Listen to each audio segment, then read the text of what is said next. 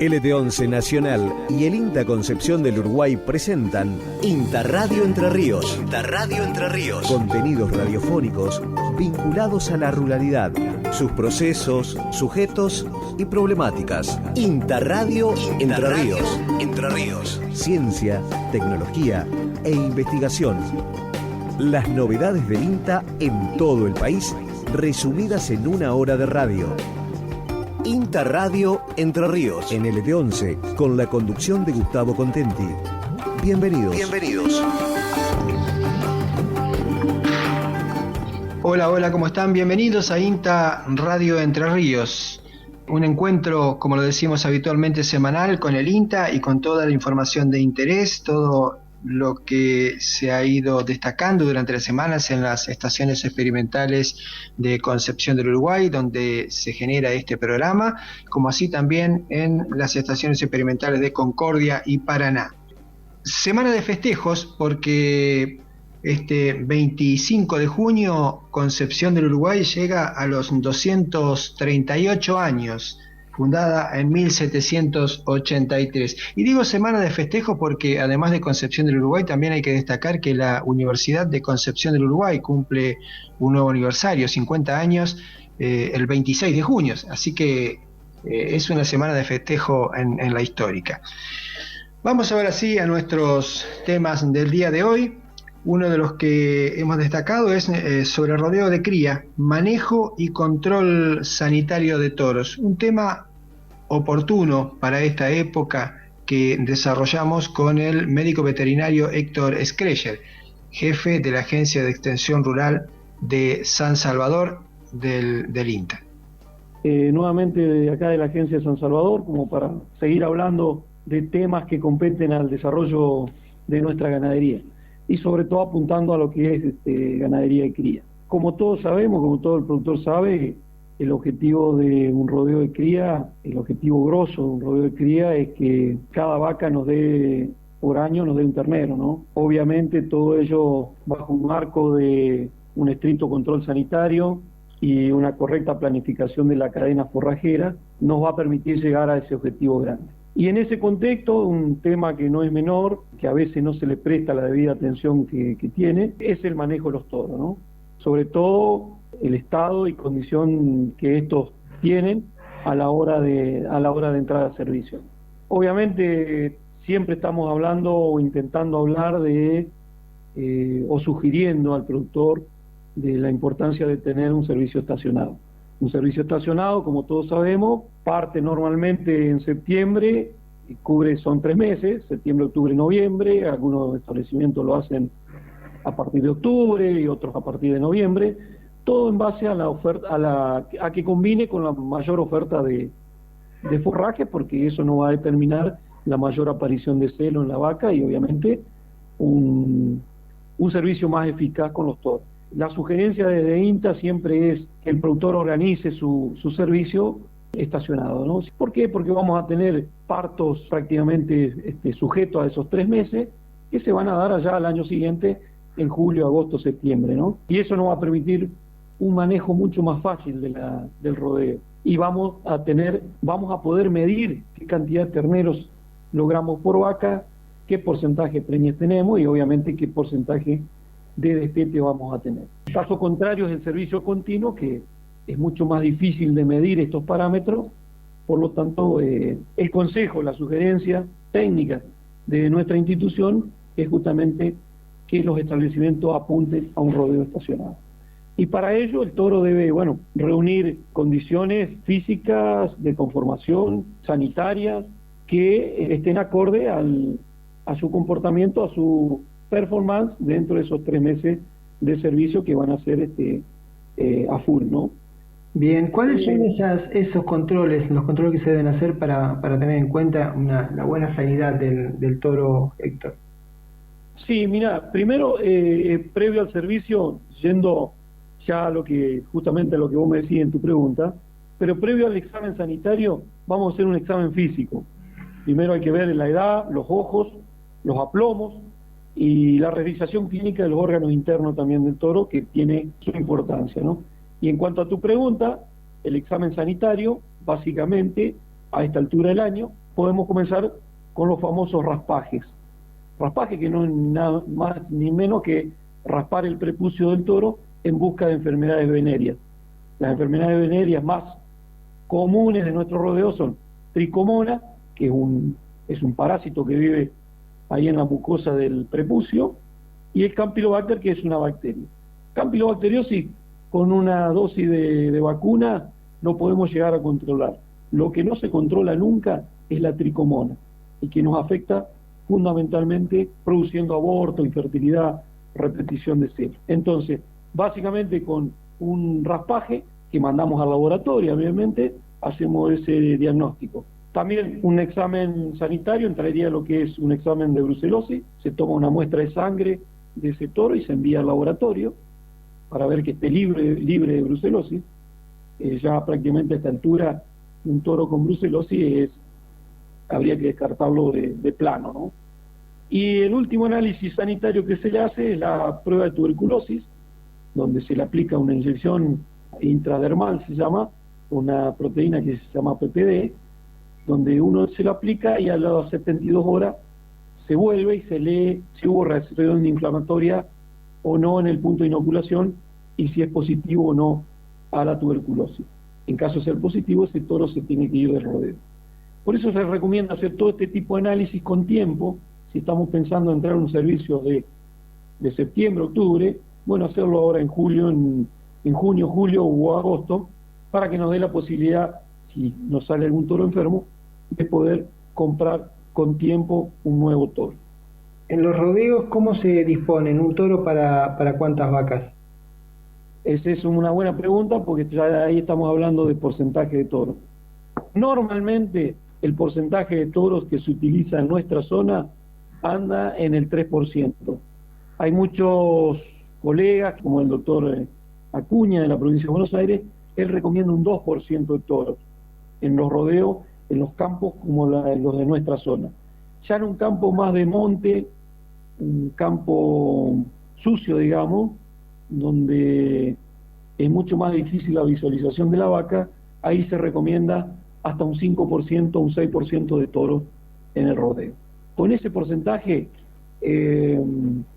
anda muy bien, si el toro tiene un buen desempeño, por supuesto.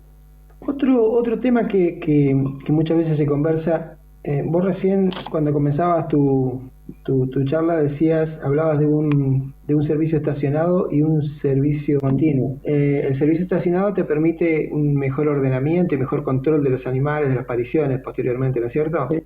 Exacto. ¿Es aconsejable cuando hay un rodeo muy grande para distribuir el trabajo, tener un rodeo estacionado pero en 2 fechas, o es simplemente hay una fecha determinada, como decías vos, creo que era septiembre, para los servicios y las apariciones? Depende del manejo y de la capacidad de mano de obra que vos tengas en el establecimiento. Bien. Y en cuanto a la fecha de servicio de un rodeo de cría, todo va a depender básicamente de la oferta de forraje que tengamos. Hay establecimientos que tienen fecha estricta de comienzo de servicio, así venga una sequía, en septiembre, por ejemplo, que hay casos que conozco, y hay otros que esperan, donde haya una mayor oferta de forraje, normalmente coincide con septiembre, octubre, noviembre, u octubre, noviembre, diciembre, es ahí donde hacen el servicio.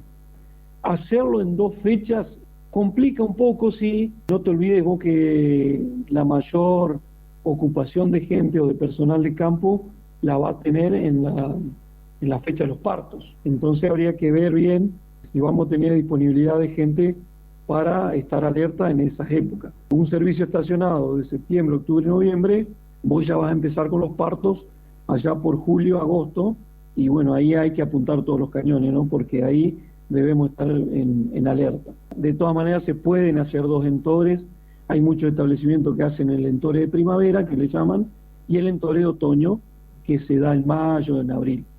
Pero todo es cuestión de ver primero qué oferta forrajera tenemos y después qué cantidad de personas podemos afectar a esta actividad, ¿no? Y también se debe tener en cuenta cuando se hacen 2 entores la parte sanitaria. Varía a veces lo sanitario dependiendo de la fecha de apariciones, ¿no? No, los esquemas sanitarios van a depender básicamente también del manejo del establecimiento, pero son muy similares, ¿viste? Y lo que nosotros hacemos mucho hincapié en que la producción de pasto, pensando siempre en producir más ternero, y el tema sanitario deben ir de la mano, ¿no? Debe haber un estricto control sanitario y debe haber una estricta producción de pasto o una producción de pasto a full para poder lograr los mayores resultados. Puede variar en una o dos aplicaciones de vacuna, pero no mucho más de eso. Y en cuanto a eso, ya que me hiciste acordar, recordarle al productor que antes del servicio a los toros, fundamentalmente, también se hace a la vaca y a la vaquillona, 2 dosis de vacunas reproductivas que nos van a permitir eficientizar justamente las preñeces y evitar pérdidas embrionarias y demás que tanto daño ocasiona. INTA Radio Entre Ríos, en LT11. Héctor Skreyer, entonces, de la Agencia de Extensión Rural de San Salvador, nos recordaba recomendaciones para rodeo de cría, manejo y control sanitario de toros. Un tema interesantísimo que año a año lo venimos tratando y venimos renovando la información porque es útil, porque los productores nos piden recordar estos temas y tenerlos en cuenta en forma continua. Quiero agradecerles a todas las emisoras que están repitiendo, que están retransmitiendo nuestro programa, tanto aquellas que lo hacen en directo como las que lo retransmiten durante los días subsiguientes. No voy a nombrarlas a todas porque gracias a Dios se han ido sumando tantas, ya debemos estar cerca de 20 emisoras prácticamente que retransmiten este programa, pero un gran saludo a todos los oyentes en toda la provincia de Entre Ríos que escuchan INTA Radio Entre Ríos, a los que los retransmiten también en la provincia de Buenos Aires.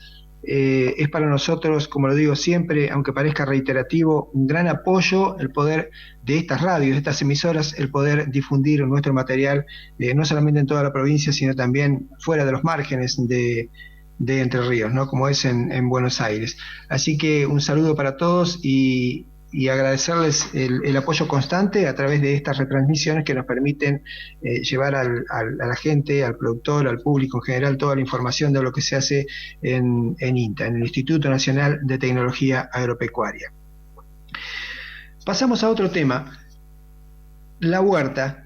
Venimos constantemente remarcando las actividades en el momento, ¿no? Cuando es el momento de proteger los cultivos, como lo hicimos hace poco tiempo con Mariana Cabeza, nos ofreció recomendaciones de cómo proteger las plantas de nuestra huerta para evitar que este tiempo ya un poco más frío las perjudique.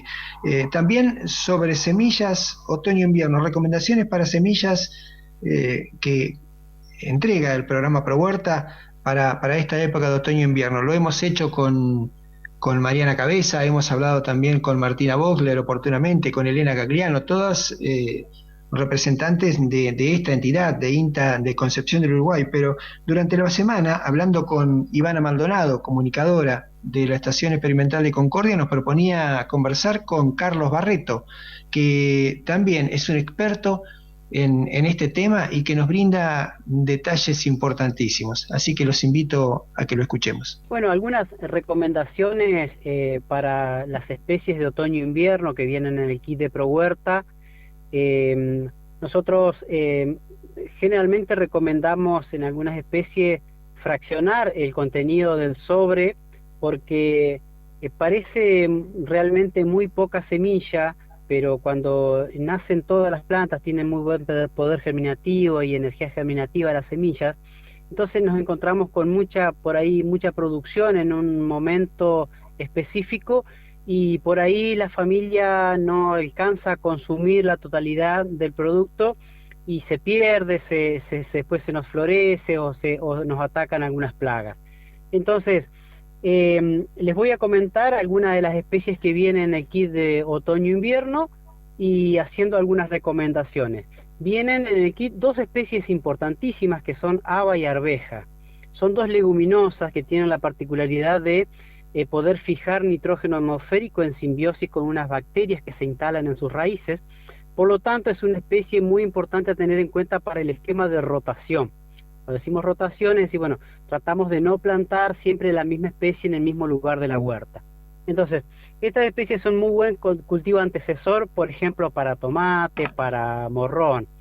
Entonces, arveja y haba, sobre todo son especies que tratamos de que se siembre la totalidad del sobrecito, porque de esa forma nos vamos a tener buen volumen de chauchas y de porotos después para poder consumir, porque si sembramos en forma fraccionada, seguramente vamos a tener poca cantidad para consumir. Entonces las vamos a tener la producción concentrada y vamos a poder consumirlas en buena cantidad.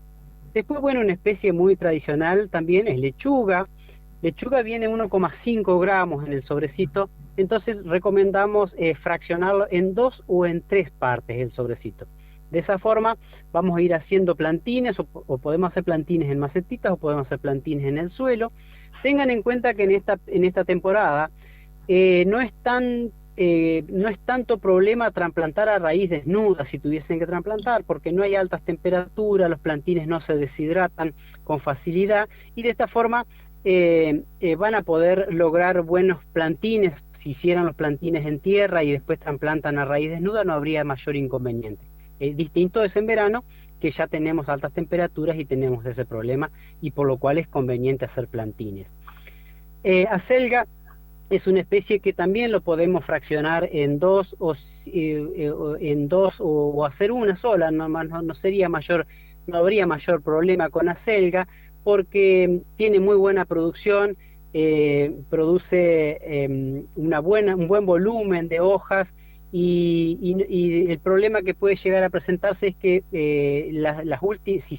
si fraccionáramos las últimas siembras, se podrían llegar a florecer, porque bueno, las temperaturas ya del principio de primavera se van alargando los días y hay muchas especies que se inducen a florecer y obviamente que dejan de producir. Es importante también el hecho de guardar semillas para la próxima temporada. Si se nos florece alguna planta, tratar de seleccionar las mejores plantas para poder cosechar semillas. Remolacha, recomendamos hacer 1 o 2 siembras también fraccionado, separado unos 20-25 días entre cada siembra. De esta forma nos vamos a tener una gran concentración. Si quisiéramos hacerlo en una sola siembra también es válido, porque podemos consumirla a las remolachas desde un calibre de raíz pequeño, de un diámetro de 5 centímetros, podemos ir hasta unos 10 centímetros de diámetro, que no vamos a tener problema. No se endurece y no se pone tan fibrosa, al menos en esta variedad de remolacha que viene en el sobre. Otra especie que viene también es perejil. Recomendamos hacer matitas en distintos lugares de la huerta que contribuyan con el aroma, con la estructura, con la combinación con otras plantas, para poder de alguna forma también confundir un poco a los insectos. Perejil, bueno, depende también del consumo que tenga la familia, porque por ahí se encuentra con mucha producción que no va a poder consumir. Y bueno, ahí se pueden hacer distintas alternativas, se puede vender, se puede compartir también con algún vecino. Téngale un poquito de paciencia al perejil, que demora un poco más en nacer, requiere de algunos días más. Las otras especies emergen con mucha facilidad y muy rápido, el perejil se demora un poquito. Vienen algunas semillas de caléndula, que es una especie de flor. Es muy importante que tengamos flores en la huerta por la presencia de polen. Hay algunos insectos benéficos que se alimentan de polen en el periodo que no hay plagas, y de esta forma pueden sobrevivir, y para cuando aparezca alguna plaga tenemos la especie benéfica presente en nuestra huerta. Dentro de las otras especies que viene zanahoria. Zanahoria no hay problema, se puede hacer una sola siembra, y de esta forma van a tener buena producción, y pasa lo mismo que con remolacha, que no sería tanto problema empezar a consumirlas desde que sean muy chicas, que tengan escaso desarrollo, hasta otras que sean un poco más grandes. Seguramente habrá que consumirlas de otra forma, hervidas y demás, pero se pueden consumir perfectamente. Vienen muchas especies, porque en otoño e invierno hay muchas especies que se adaptan en esa temporada. También algunos bolsones venían con brócoli, que es una crucífera, que también recomendamos hacer una sola siembra. porque se consume, no viene tanta semilla y se puede consumir, no nos vamos a encontrar con un pico de producción que no podamos consumirlo. El repollo también viene en esta temporada, el repollo aguanta bastante, digamos, una vez que forma la cabeza, así que recomendamos, sobre todo si es corazón de buey, hacer una sola siembra, porque después cuando empieza a aumentar la temperatura y empieza a alargarse los días, también tiene tendencia a florecerse. Escuchás INTA Radio Entre Ríos, NLT11, Nacional Concepción del Uruguay. Carlos Barreto, de la Estación Experimental Agropecuaria de Concordia, nos comentaba recién sobre recomendaciones para la siembra de semillas de prehuerta otoño-inviernos.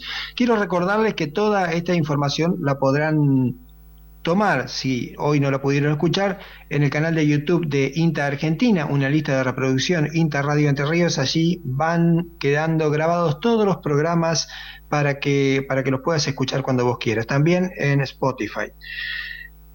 Vamos ahora a un tema para mí nuevo, no lo sabía esto, y Javier Pirchi esta semana me dice: estamos con un proyecto sobre evaluación de gases de efecto invernadero en cultivo de arroz. A ver de qué se trata.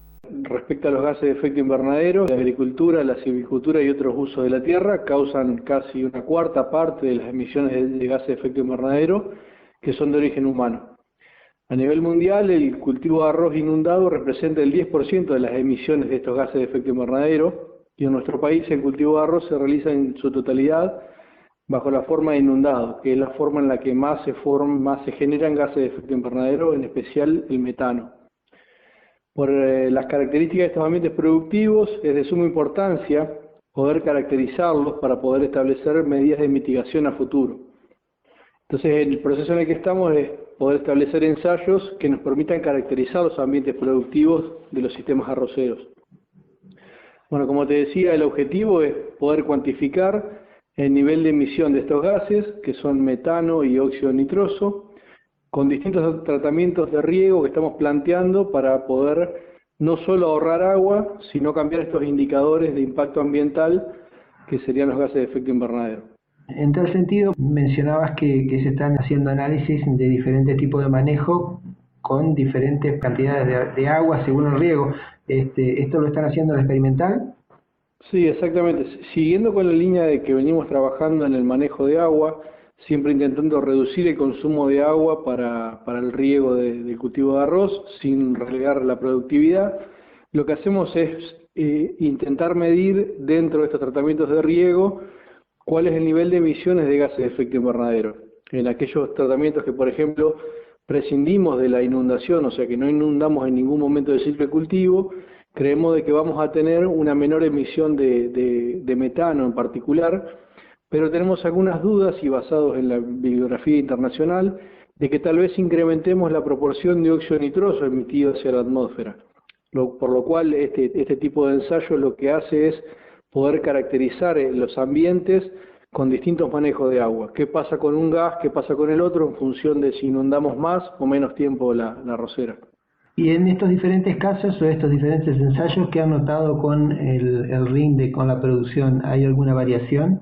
Principalmente lo que intentamos lograr es que la productividad, la producción de arroz no se vea relegada, intentar manejar el agua sin tener disminución de rendimiento, y lo venimos logrando bastante bien, aún sin tener inundación del cultivo. O sea, el cultivo de arroz, pudiéndolo manejar con suelo saturado, o sea, con buen contenido de agua en suelo, no tiene problemas para producir los potenciales de rendimiento que tenemos actualmente, pero bueno, la dificultad muchas veces está dada por la forma en la que se maneja el agua dentro de una chacra, de un campo. Nosotros a nivel de ensayo hoy lo podemos resolver mucho más fácilmente, pero a nivel de chacra todavía poder manejar un campo completo con suelo saturado es muy difícil de lograr todavía. Javier, de todas maneras, estos ensayos que están realizando están en una etapa de desarrollo intermedia, ¿no? Todavía resta sí, exactamente. un tiempo.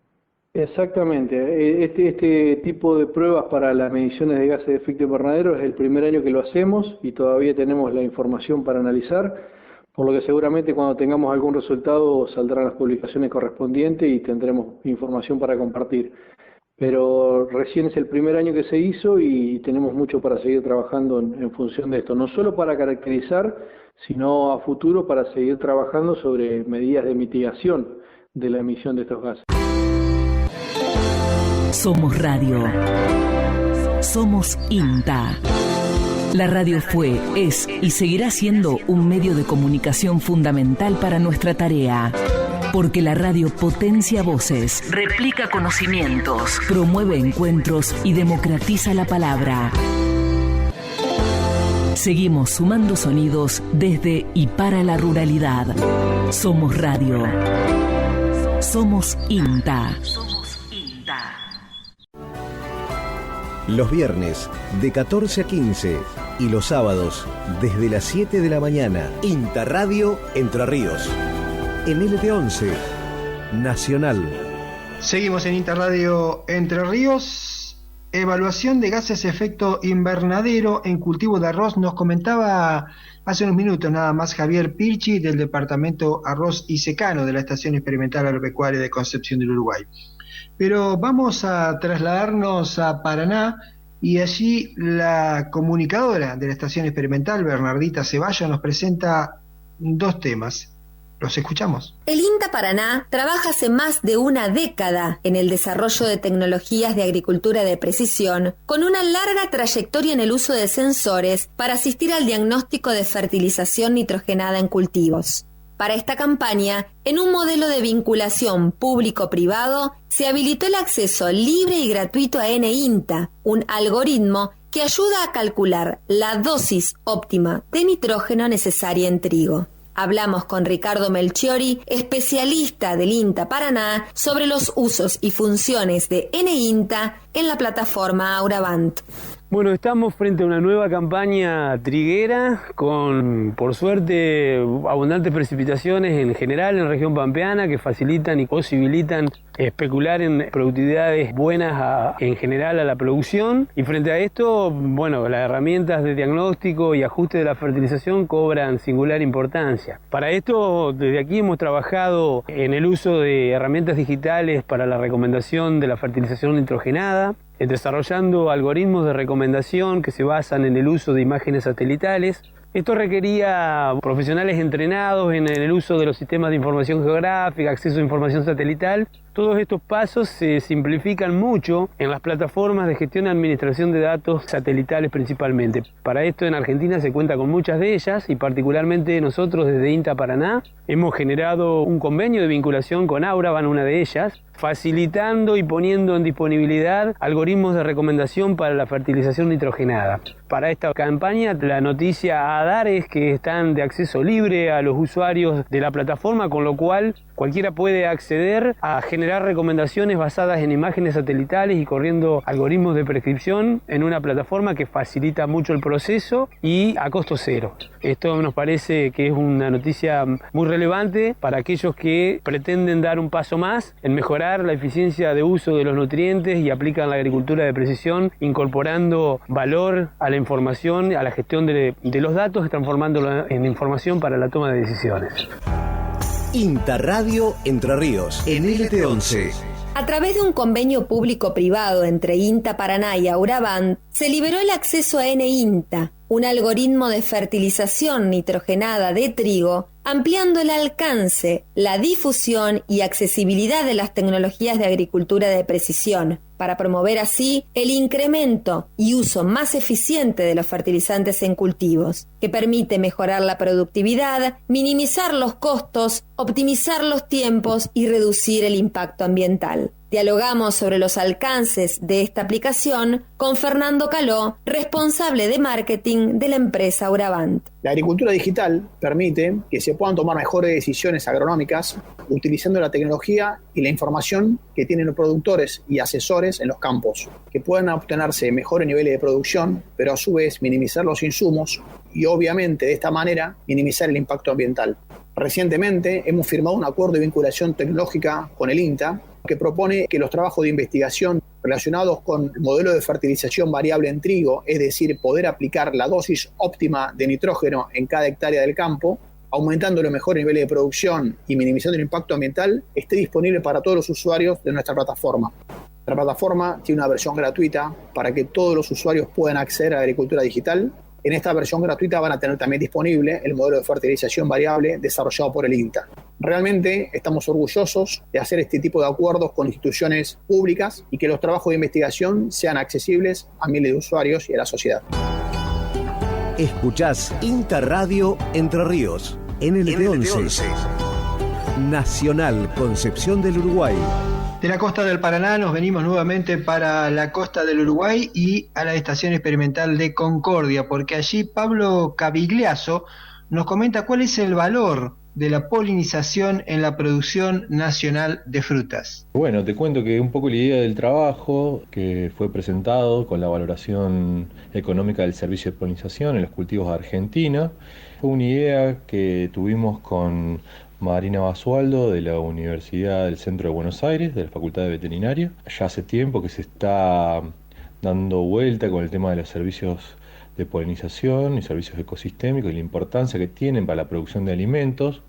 El 75% de los cultivos de mayor importancia económica del mundo dependen en cierta medida de la polinización por los insectos para producir frutos o granos. En este caso, con Marina, lo que hicimos fue recopilar información de diferentes bases de datos estadísticas, desde la FAO, del Ministerio de Agroindustria, y generamos una base de datos de 27 cultivos de producción en Argentina, tanto industriales, frutales, de frutas secas, hortícolas. De estos 27 cultivos se recopiló la información de la cobertura a nivel nacional, de la productividad por hectárea, de las ganancias netas en las exportaciones, los grados de dependencia de cada uno, y usando toda esta información llegamos a una valoración atribuida exclusivamente a la polinización por insectos de aproximadamente 1.440 millones de dólares anuales en las ganancias por las exportaciones. De estos 27 cultivos, el 48% de estos tienen una dependencia total o alta a la polinización y representan aproximadamente 2.3 millones de toneladas de alimentos generadas exclusivamente por el servicio de polinización. Esto nos da la idea de la importancia que tiene dentro de los sistemas de producción la polinización. Otra de las cosas que se cuantificó fue la vulnerabilidad de estos cultivos en el caso de que siguieran las tendencias de reducción de la biodiversidad de polinizadores a nivel mundial, en este caso a nivel nacional, ya que las frutales, las hortalizas y los frutos secos son los que en mayor medida impactaría la pérdida de los polinizadores. Bueno, en Argentina el servicio de polinización es muy particular, ya que de los 27 cultivos que analizamos, solamente a 9 se le realiza un servicio de polinización profesional. Quiero diferenciar el servicio de polinización natural, que es el brindado por los polinizadores nativos, no manejados, y los servicios ecosistémicos de polinización profesionalizados son los servicios que se realizan utilizando colmenas de abejas manejadas como la abeja melífera o los abejorros o del género Bombus. Cada cultivo es muy particular y se debería realizar una planificación del servicio de polinización teniendo en cuenta las características ambientales del predio donde se va a realizar, la fenología dentro de los diferentes ambientes donde se plantan estos cultivos y un relevamiento de la frecuencia de visita de los diferentes polinizadores nativos para ver en qué punto estamos y cuánto más es necesario para mitigar los servicios de polinización naturales. En la región se realizan servicios de polinización solamente en arándanos, aunque dentro de los cítricos, de las cucurbitáceas, manzanas y peras, también dependen en gran medida de la polinización por abejas. Generalmente los servicios de polinización están acordados entre los apicultores y los productores de frutales. No es que hay una receta para esto. Cada caso en particular hay que evaluarse por un tema de que hay costumbres dentro de las diferentes regiones. Hoy en día sí hay una empresa que genera y brinda servicios de polinización profesionales, una empresa que se llama Biflow, que es una empresa en base científica, creada acá en Argentina y hoy en día tiene sede en Estados Unidos y se basa en diferentes puntos para generar protocolos de servicio de polinización, particularmente para cada uno de los cultivos donde se trabaja. No hay fórmulas, como dije anteriormente, para esto. Los viernes de 14 a 15 y los sábados desde las 7 de la mañana, INTA Radio Entre Ríos. En LT11, Nacional. Desde INTA Radio te hemos estado informando sobre la puesta en valor de la pesca artesanal a través de un proyecto que se lleva adelante entre varias instituciones, una de ellas INTA. Hemos conversado con miembros de estas instituciones, con Claudio Curró oportunamente, que nos ha comentado cómo va este proyecto. La marcha ya está en su etapa final. Luego lo hicimos con pescadores que nos han comentado sus experiencias, cómo es el Día del Pescador Artesanal hoy en día. Y también nos preocupaba un tema, uno de los objetivos de ese proyecto es mejorar la parte bromatológica, ¿no? Lo que es la parte de higiene, seguridad alimentaria. Es por eso que hablamos con Santiago Araujo, que es licenciado en bromatología de la Estación Experimental de Concepción del Uruguay, para que nos comente algunos aspectos importantes sobre la conservación de carne de pescado. Lo primero que hay que tener en cuenta es que un pescado, sea del origen que sea, no deja de ser un producto cárnico. Como todo cuidado hay que tener para cualquier carne cruda, sea de un origen vacuno, avícola o lo que fuera, hay que tener los cuidados fundamentales que se tiene para una carne cruda, evitar la mezcla para evitar una contaminación cruzada, sea en la manipulación, sea en una heladera de uso doméstico, en refrigeración o en freezer. Lo que tiene el pescado es su desarrollo cárnico es bastante más lábil que lo que es, las proteínas en realidad son más lábiles que lo que es, por ahí es otra carne, se descomponen, deterioran, tienen una vida útil con un poco menor que lo que es un producto cárnico diferente, que ya, les repito, sea de cualquier otra índole. Por eso es que luego en la conservación obtenemos un menor tiempo, por ejemplo en el freezer siempre son 3 meses de lo que es un pez, mientras que otro puede llegar a ser 6 meses o un año, dependiendo de la carne que hablemos, ¿no es cierto? Un consumidor, ¿qué debe tener en cuenta principalmente para saber si ese pescado es fresco o ya tiene un tiempo? Fundamentalmente, cuando uno tiene una pieza de pescado frente a los ojos, lo que está realizando en este momento es un análisis sensorial, ¿no es cierto? Está viendo el producto y está cercano al producto. Bueno, siempre se habla, generalmente esto se repite mucho, pero lo que hay que tener en cuenta en un pez primero es el aroma, ¿no es cierto? No tiene que ser un aroma fuerte, amoníaco. Ya el amoníaco ya se puede estar realizando una hipótesis de que puede provenir de un deterioro proteico, por lo tanto hay que tener en cuenta esas cosas. Un olor ligeramente a pescado, como habitualmente uno conoce el olor a pescado fresco, pero no un olor ya fuerte a amoníaco. Eso ya puede ser un indicio de una descomposición o una alteración ya que puede estar ocurriendo en la pieza. Otro de los cuidados que se puede tener y se puede mirar son las branquias, o sea, las agallas, debe tener ese color rojo vivo, escamas deben ser firmes también y los ojos siempre brillantes y turgentes, nunca deben estar hundidos, ningún color opaco que también significa un deterioro de lo que es la pieza, ¿no es cierto? ¿La conservación por mucho tiempo en freezer provoca algún deterioro en lo nutricional, en lo que es vitamínico o en lo sensorial, pérdida de gusto? ¿Puede ser que varíe demasiado? Lo que ocurre fundamentalmente en los procesos que se denominan congelados siempre hablamos de, en los freezers tenemos un mínimo de menos 12 grados. O sea, por más que uno a la comida la lleve al freezer, lo único que hace es inhibir y enlentecer el crecimiento microbiano. El crecimiento microbiano está en todas las carnes. No quiere decir que yo vaya a tener un daño por enfriado directamente, por un congelado, que vaya a tener un daño de los nutrientes. Los nutrientes no se van a dañar. Lo que comienza a ocurrir es un proceso muy lento de deterioro a nivel, o sea, de carga microbiana. La carga microbiana sigue estando, pero tiene muy pequeño desarrollo. Por eso es que cuando lo colocamos en la refrigeración, que son temperaturas mucho mayores, un pez va a durar 2 días, no más de 2 días, y comienza rápidamente el deterioro.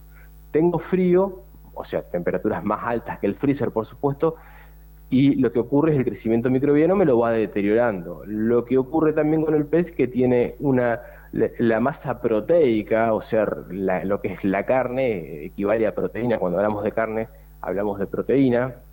Si bien hay otros componentes, por supuesto, un microorganismo, si comienza a deteriorar un alimento, va deteriorando la carga proteica, aparte de estar descomponiendo, ¿no es cierto?, nuestra masa. Pero esto es lo que tiene que ver con los días y los momentos de conservación que ocurren en congelación o refrigeración.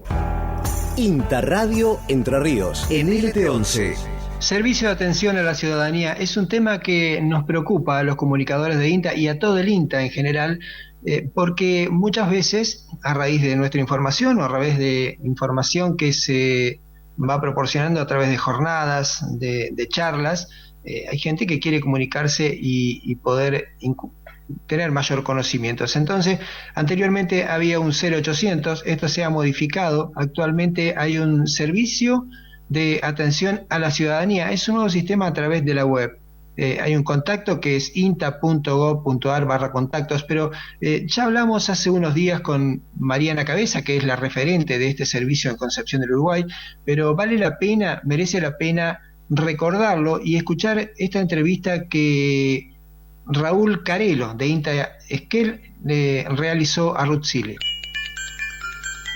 Hace muy pocos días el INTA ha inaugurado un servicio de atención al ciudadano que tiene en todo el país referentes, ¿no? Son 74 referentes en todo el país y ahora se han definido quiénes son las personas que deberán responder ante esas consultas que haga la población. En el caso del INTA Esquel ha sido designada en esa tarea Ruth Silio, con quien hablamos y presentamos la nota. Hola, buen día Raúl, ¿cómo estás? Buen día a la audiencia. Bueno, este es un servicio de atención al ciudadano que implementó INTA recientemente. A partir del lunes de esta semana está funcionando.